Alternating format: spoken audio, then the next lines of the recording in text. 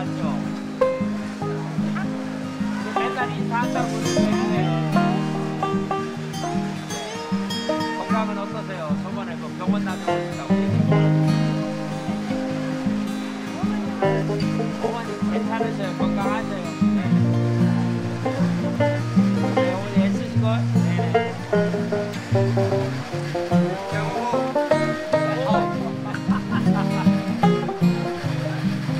너야 잘 지내죠?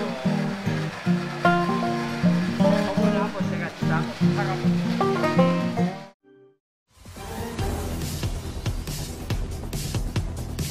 탐사기획 일사천리 2부, 화제가 된 이슈의 찬반 의견을 통해 사건의 이면을 파헤쳐보는 이슈 공방 시작하겠습니다. 네, 오늘도 두 분의 패널 나오셨어요. 안녕하세요. 네, 안녕하세요. 반갑습니다.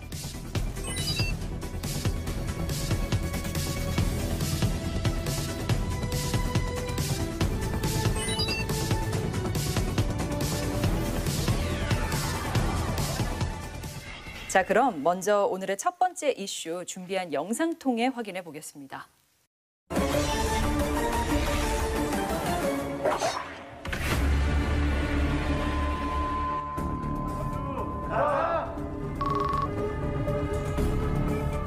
지난 11월 2일 지역 화폐를 발행한 전주시.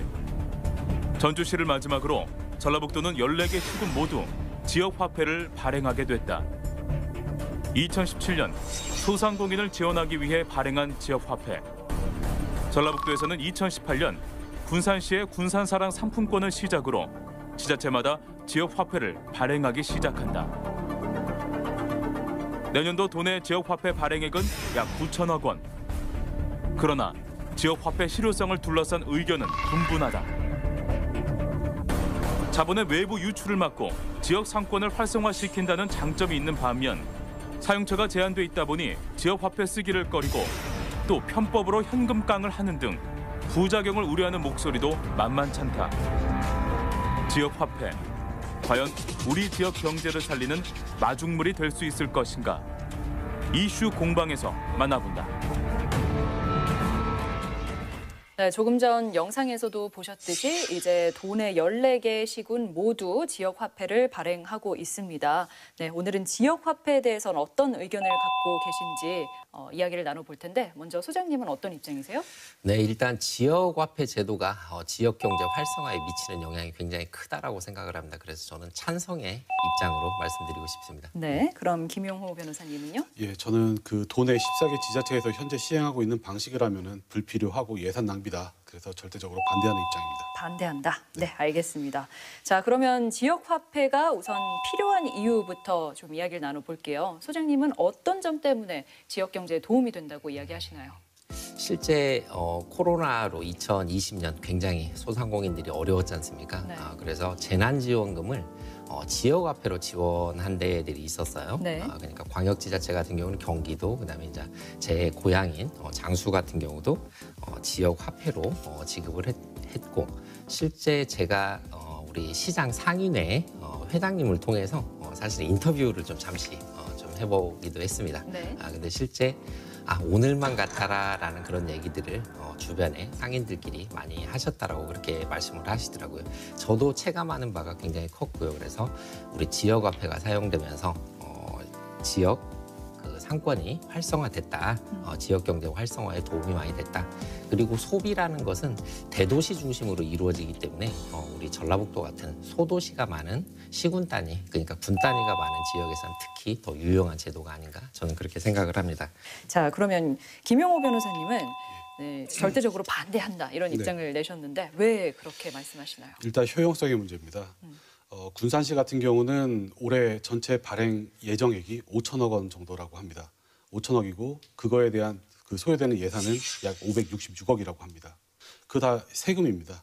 국민들이 낸 세금으로 운영이 되고 있고 관리비라든가 기타 여러 가지 홍보 비용, 가맹점 관리비, 판매 관리비 여러 가지가 비용이 소요가 되는데요. 과연 그만한 효과가 있는지, 물론 효과는 있을 겁니다. 효과는 있는데 그만한 예산이 투입됐을 때 예상할 수 있는, 기대할 수 있는 그 효과가 나타나는지는 미지수입니다.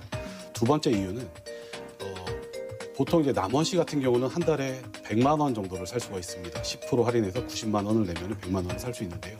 이거를 살 수 없는 저소득층한테는 전혀 효과가 없다는 겁니다. 오히려 반대로 그걸 살 수 있는 분들은 그게 없어도 소비를 합니다. 이게 과연 옳은 정책인지, 일부 여유 있는 분들한테 그 돌아가는 혜택이 과연 효과가 있는 것인지, 올바른 것인지 한번 의문이 있고요. 그다음에 세 번째 같은 경우는 현금 깡의 문제입니다. 저 주변에서도 사실 심심찮게 봤는데요. 작년 같은 경우는 주로 5% 할인을 하다가 명절 때 10% 할인을 했었습니다. 그리고 올해는 코로나 때문에 계속 10% 할인해서 판매를 하고 있는데요. 네. 주변에서 특히 자영업 하시는 분들이 이걸 주변 분들한테 사달라 깡을 하려고 하는 거죠. 여기에 맹점이 있습니다. 과연 이 누구의 배를 불리기 위해서 국민의 혈세를 낭비해야 되는지 이런 의문이 있기 때문에 좀 반대를 합니다. 하지만 우리 옛 속담에 구더기 무서워서 장 못 담글까 뭐 그런 얘기가 있잖아요.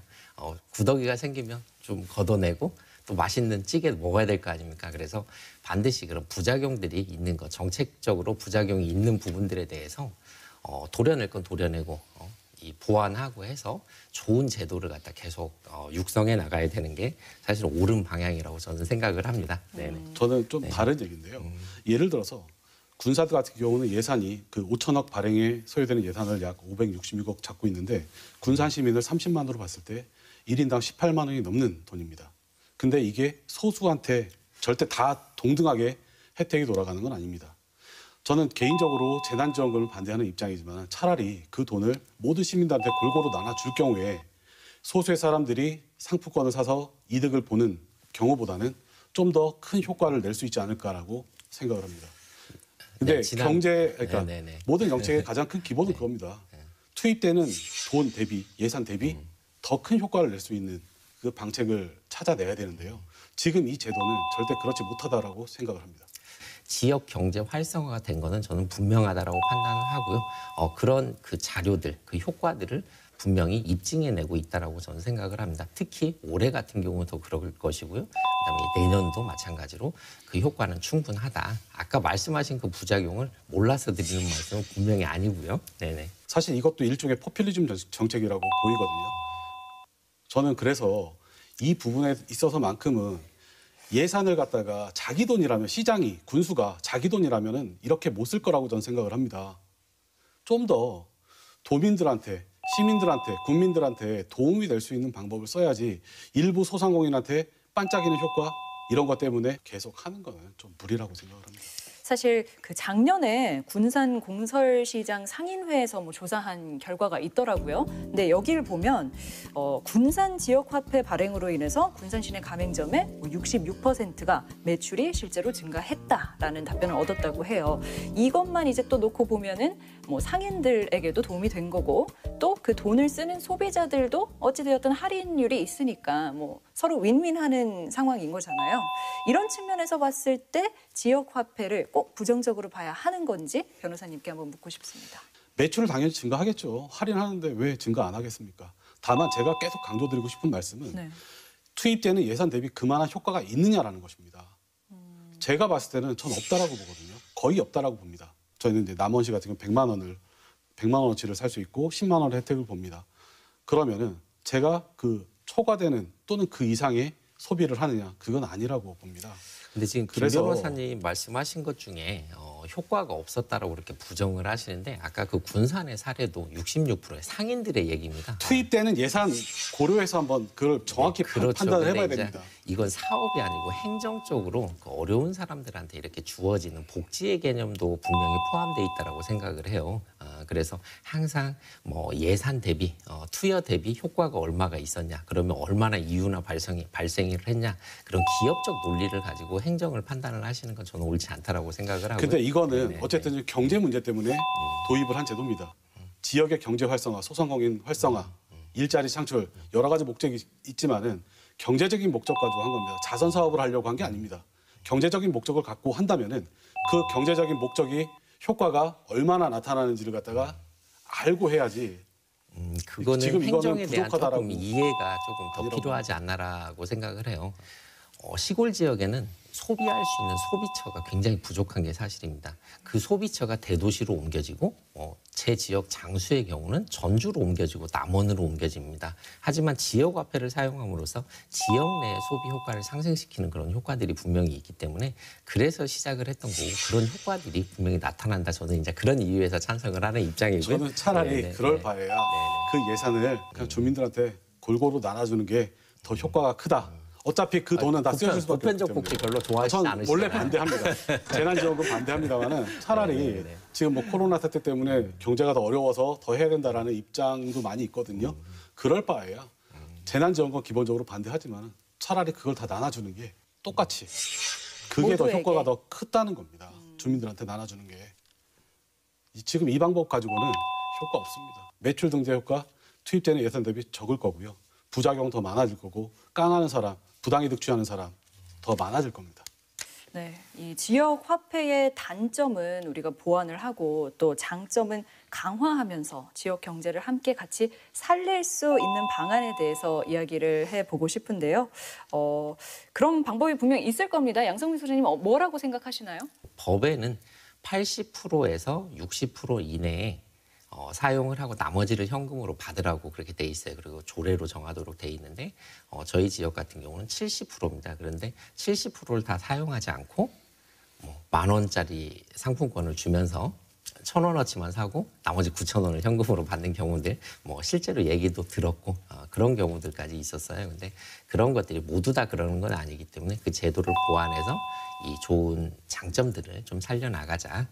네, 그럼 김용호 변호사님은 어떤 말씀 해주고 싶으신가요? 예, 곡성 기차마을을 얼마 전에 갔었는데요. 네. 입장료 5,000원을 내면은 2,000원을 지역 그 상품권으로 줬습니다. 그 곡성 군 내 어디서든 사용할 수 있었습니다.